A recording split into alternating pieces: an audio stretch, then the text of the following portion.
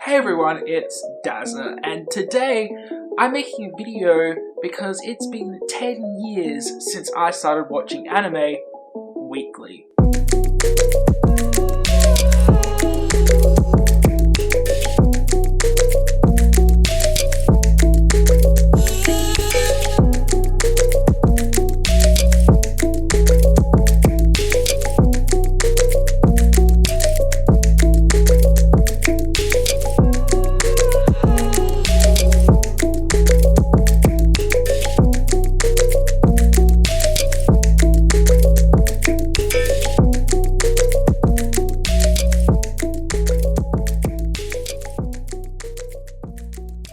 Yes, that also does mean that I used to watch fan subs weekly.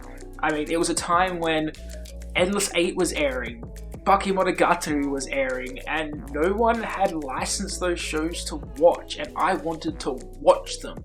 Endless 8, less of wanting to watch and more of kind of understanding it. Since then, of course, I saw Crunchyroll rise and started using Anime Lab in Australia and noticed that as anime became more accessible, it blew up. It's massive now. It's making so much money in the box office. My Hero Academia is topping comics charts all across the world. You have fans in stadiums watching Dragon Ball Super. It's crazy to see how far anime has gone in the last 10 years. I mean, even back then, when I wanted to go watch an anime film, I had to wait for a festival or for it to come up online somewhere. Unless it was a Studio Ghibli film, I had to wait for real anime in Australia, where I remember my first real anime was Evangelion 1 and 2, Summer Wars, King of Thorn, I don't even know if people remember that movie,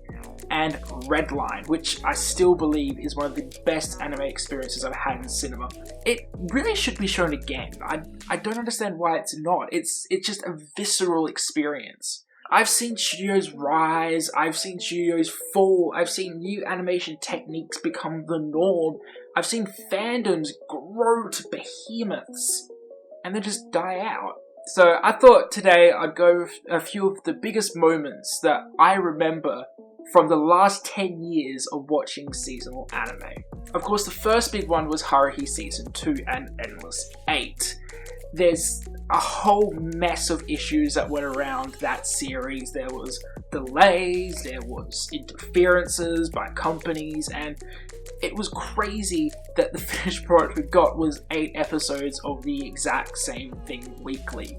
That's never been done before, that's never been done since, and being that it was Haruhi, it was like this trolling moment. I didn't get it at the time. I've unraveled that puzzle since then. I wrote this massive article about it on Anime Herald, which we link down below if you want to read it, kind of unraveling the puzzle that was Haruhi's Endless 8. It was just one of the most standout moments and made me believe that watching anime weekly could be viable. Mixed in with that, and I wanted to watch the series and Bakemonogatari because it was amazing. Speaking of Bakemonogatari, that's another moment, because the first season of Bakemonogatari came and went, and it was amazing. It was unlike anything I'd ever seen before, in anime, in anything. I know there were other Shaft shows beforehand, and then at the end of it, we had to wait months upon months, including delays, for the last 3 episodes. They came online and they were like this 360p stream, and they looked awful, and I lapped it up when I first got the chance to watch those. I was so excited to see the conclusion for the series because it was actually 15 episodes. Then at the end they were like, oh, we're gonna make the Kizumonogatari movie. And we're like, what? They're gonna make movies of this? This is gonna be amazing. It was amazing when it came out nearly a decade later. To be fair, I never imagined I was 16 and watching this show excited for a movie of the series, and then 10 years later watching said movie in cinemas in Japan. That was a crazy moment for me. And of course the next series that we got in Monogatari was Nisei Monogatari, which was a bit of a departure from the first season, and I mean, you can see why. The original director on Bakemonogatari went over and did Kizu, and so Nisei was someone else, and it felt different and not as good, in my opinion. Still, Still on the topic of Shaft, Madoka Magica. Now, a lot of people probably don't remember this anymore, but the last few episodes of that was actually delayed. And it wasn't delayed due to production overruns, not to say that they weren't in crunch time for the last few episodes, but it was because of the March 11th earthquake in 2011. That happened just as the episodes were going to air. At that time, I remember the internet going in a flurry of like, what's going to happen? Because it was an original series, and it's not very often you get an original series with such a huge fandom behind it within a few episodes of airing. It was one of those first shows that kind of did that. There were some other shows that did it as well, but this was the first major hype one. We did eventually get the episodes about a month later, and luckily for us, they were like, okay, so we have more time to make them, we're going to spend more time, crafting it to make sure they're the best episodes they can be. Of course, the Blu-rays then came out and they changed them more. And I remember the Western fandoms and the Japanese fandoms working together to try and piece together theories, work on news. It was a real special moment. I remember 2011 being the best year of anime, and I still stand by that to this day. It had Madoka Magica, Anohana, Steins Gate, Fate Zero, Wandering Sun, Hanasaku Roha, even Penguin Drum came out the same year, which was my first Ikuhara show. Also, that was a big moment because that show was original as well, and because of Ikuhara, and you've got no idea what Ikuhara is doing, you kind of don't know what was going to happen, what was going on, what things symbolized mean, and it made me really look into the history of Tokyo to look into what certain aspects mean, what they certainly do, and it made me learn about like the 1995 sarin gas attacks in Tokyo and kind of learn the history of that. Yeah, it was a real interesting show, and it was a really good show. And it's just another one of those really cool moments that I'll never forget in the last 10 years. Another big moment was the first episode of Attack on Titan. Now, I was already really hyped for this series.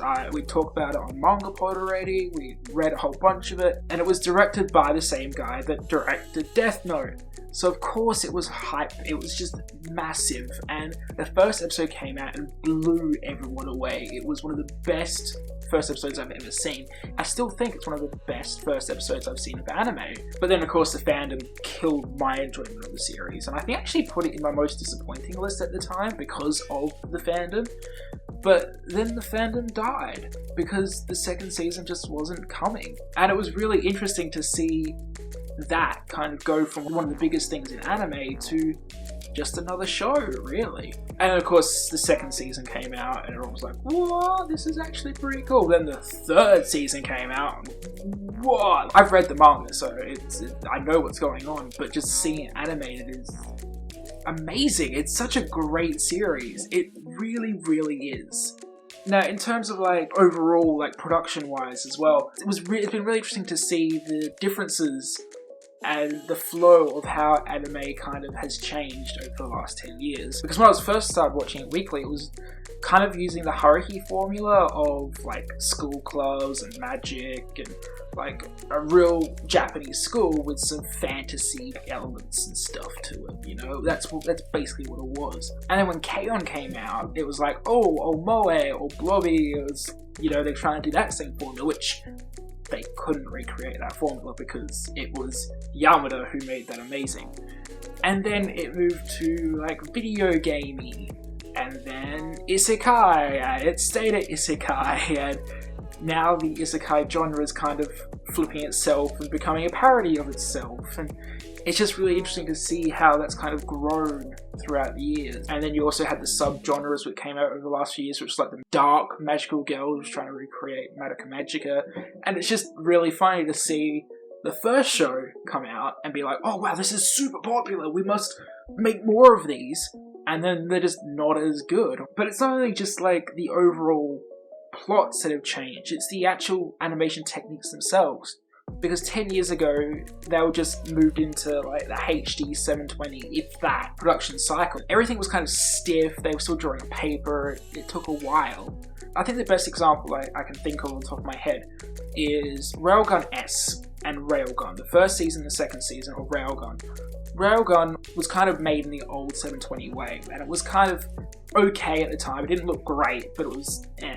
And then when Railgun S came out, you can clearly see that JC Staff at the time had upgraded everything, and whoa, the change was massive, and it looked amazing. It's happening again. It's just like we've moved from the whole stiff kind of digital backgrounds and not really moving to these 3D backgrounds like Vinland Saga this season, or Pokemon, and then moving on to like a fully digital workflow where people aren't drawing on paper, they're actually drawing on tablets, and you're getting these really fluid movement animes like One Punch Man and again Pokemon.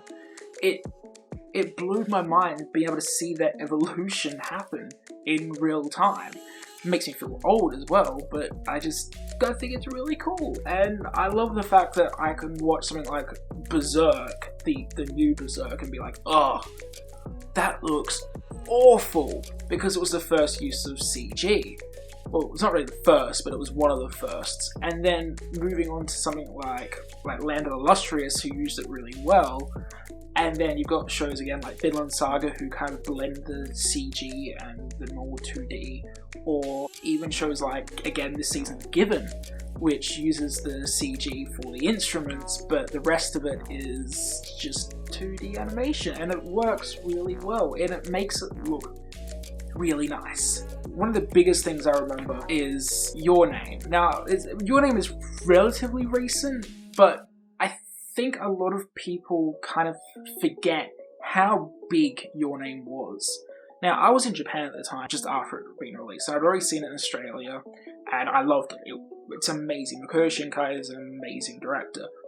But coming to Japan at that time and seeing the impact the movie had on just the general environment was crazy. You had adverts, you had the song playing all the time, and it just exploded in popularity. And for the life of me, I don't understand why Funimation took so long to release it in the US, but it was the biggest anime of all time until Spirited Away was released in China. Then that earned more money again.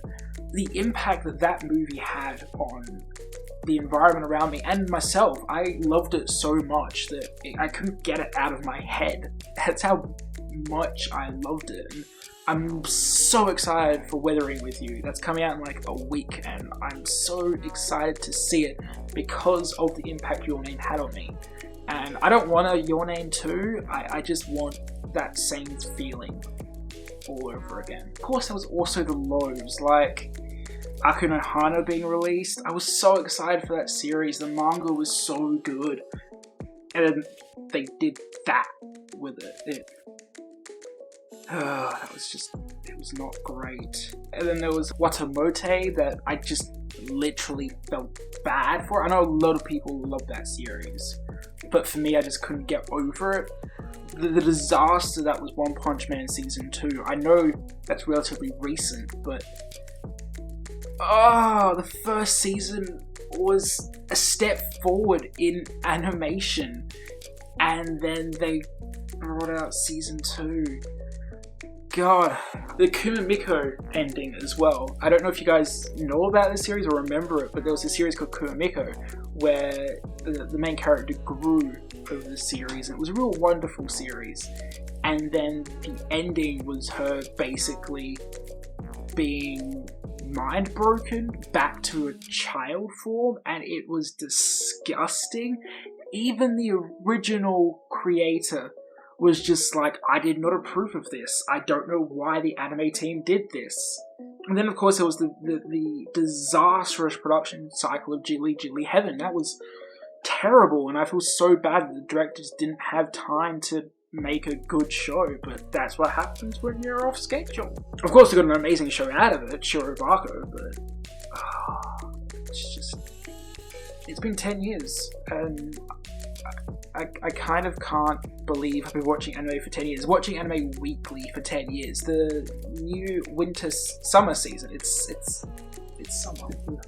The new summer season just started, and I'm excited to watch a whole bunch of shows like Vinland Saga and Fire Force. Fire Force was amazing. That was a great first episode, you know, and I just can't believe that I'm still here watching anime. People told me I was going to grow out of it, but that didn't happen. Instead, I've moved to Japan. Now I go to conventions in Japan. I write about anime on the computer, online stuff. I make videos still. So I thank you guys for sticking with me for so long, for this video as well as for the last 10 years of So. I am excited to see what the next 10 years of anime has to hold. What has been your biggest moments in anime so far for you? I'm really interested to hear about it down in the comment section down below or on my Twitter. I want to thank all my patrons who support me over on Patreon. If you like this content and you want more like it, let me know down below, as well as maybe support on there, and I'll be like, yeah, I'll make more. It'll be cool. And until next time, I've been Dr. Dazza, and until then, Matane.